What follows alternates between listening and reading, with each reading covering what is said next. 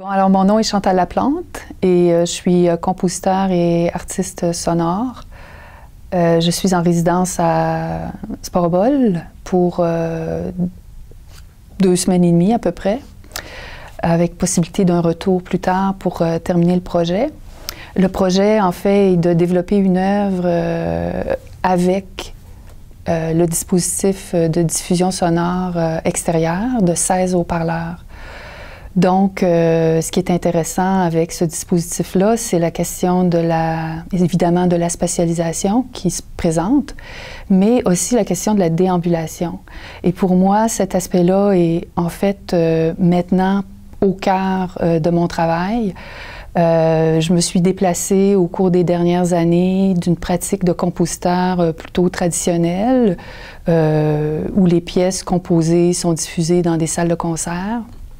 Et peu à peu, j'ai cherché des nouveaux environnements pour diffuser mon travail qui collaient mieux, qui correspondaient mieux avec la démarche à la base de l'œuvre. En fait, au cours des 13-14 dernières années, j'ai développé une méthode de travail que j'ai fini par appeler l'hyper-écoute.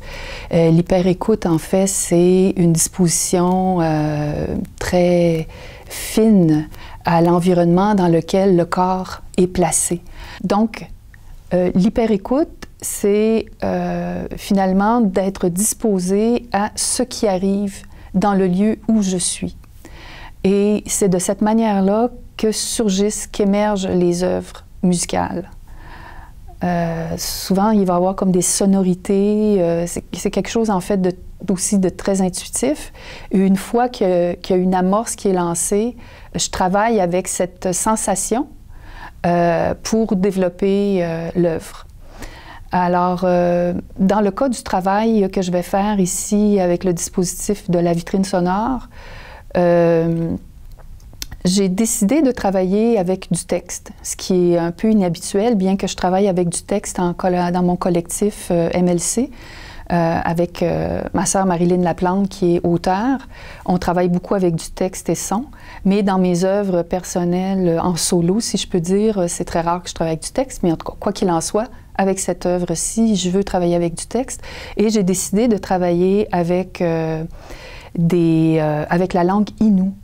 Alors donc, d'utiliser la sonorité, le chant de cette langue-là, cette langue qui est à la frontière du disparaître et de l'apparaître, et chaque énoncé, que ce soit des phrases ou des mots ou des locutions en Innu, sont traduites en français. Donc ça, c'est le corpus contenu textuel. Et à ça, évidemment, va s'amalgamer, si on peut dire, il va être accompagné par d'autres sortes de sonorités. Et j'ai entendu des percussions. Alors, après avoir travaillé avec Alexa Mackenzie, qui est une Innu avec qui j'ai travaillé pour les enregistrements du texte, des textes en Innu, est survenue la question de la percussion. Donc, je vais travailler avec des sons de percussion. Et maintenant que tout mon matériau est pas mal collecté, j'en suis à réfléchir la question de la spatialisation. La spatialisation, pour moi, elle fait sens dans l'optique de l'hyper-écoute, qui est d'une disponibilité à ce qui arrive. Donc, pour moi, il est important qu'elle se fasse de manière aléatoire, c'est-à-dire que c'est comme des sons qui sont... J'ai des banques de sons qui vont générer différentes dispositions de sons qui vont s'intercaler sans qu'on sache de quelle manière ça va se produire. C'est-à-dire que l'œuvre va toujours être en transformation. Pour cette partie-là, donc, il s'agit d'une programmation sur Max MSP et je travaille en collaboration avec Julian Stein. Ça fait déjà plusieurs projets que je fais avec lui. Et cette semaine, je lui ai envoyé une proposition pour une première version de spatialisation aléatoire. Et pour moi, donc, c'est important cet aspect-là de l'aléatoire. Je trouve que ça convient bien aussi avec le dispositif qui est en extérieur, où il arrive énormément de choses imprévues en termes sonores.